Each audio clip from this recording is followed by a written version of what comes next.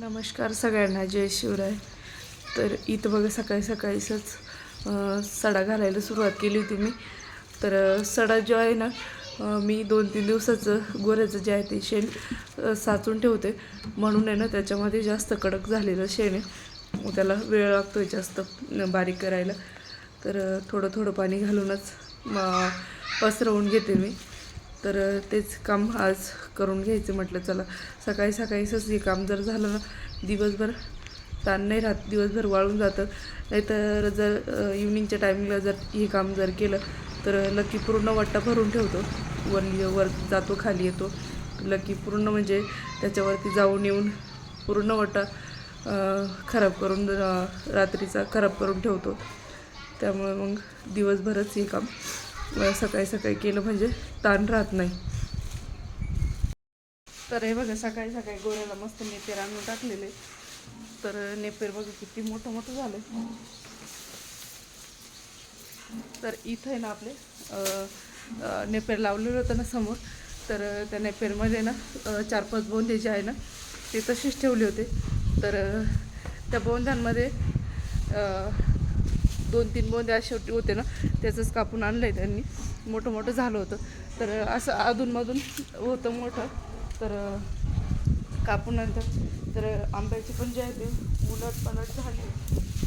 पण खालचे जे आंबे होते ते वरती टाकले. आता असं पिकायला लागलं आहे बघा, पिवळा झाला आहे थोडं थोडं. हे बघा असं नॉर्मल पिकं, अजून पूर्ण नाही पिवळा झालं आहे. तर थोडे लागले आता पिकायला. आणि आपली कांद्याची जी चाळ होती ती जी आहे ना, आपण असे म्हणजे शेजारच्यांना दिली आहे भरायला.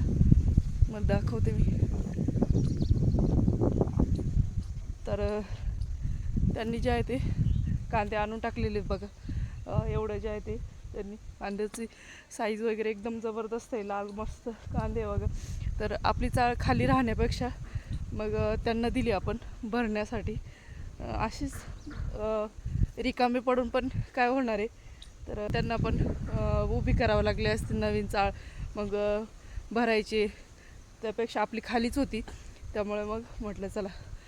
त्यांनी विचारलं भरू का आम्ही, मग हे बोलले भरा. चाललं आहे तेच. रे पंकजा आत्ता जेवण वगैरे झाले.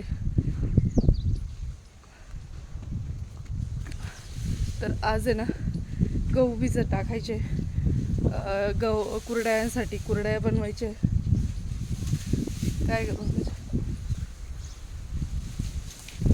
इकडून जायचं ना, दरवाजा बंद इकडून. अरे बघा आईचं ना चाललंय कुरड्यांसाठी गहू. थांब, नाही पाहते थांब मी. तर कुरड्यांसाठी गहू चालले साफ करायचं. तर कुरड्या थोडेसे लेटच झाले.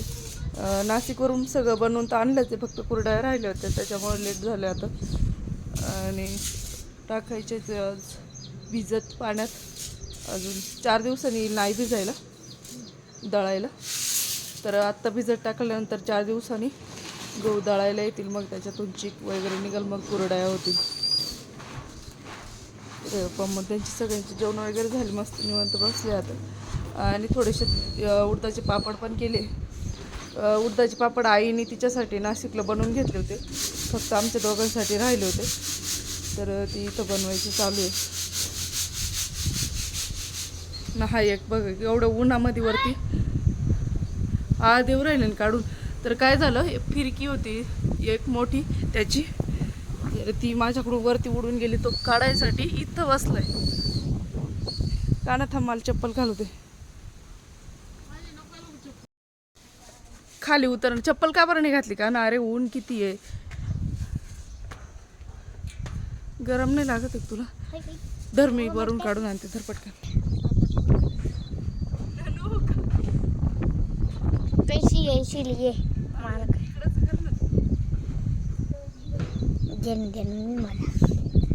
बघा, ही आली बघा, 10 मिनिटात आली बघा. 10 मिनिटं झाली की 1 सेकंदात आली. कसं काय याच्यात 10 मिनिटं दाखवू राहील.